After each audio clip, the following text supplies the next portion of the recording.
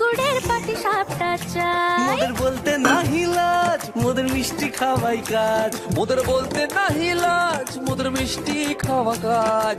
দুধ পুলি আর মালপোয়াটা জমিয়ে বসে খায়। বলো বলো কার কটা চাই খাই, মিছি মিছি করো কেন খাই খাই। পিঠে পুলি নরম তেলে মন জড়িয়ে যায়। বাঙালির মিষ্টি হলে হয় গুণীজন বলে শুধু তাই। রসগোড়া আর চিতই পিঠে বেশি করে যায়। মোদের বলতে নাহি লাজ, মোদের মিষ্টি খাওয়াই কাজ। মোদের বলতে নাই লাজ, মোদের মিষ্টি খাওয়াই কাজ।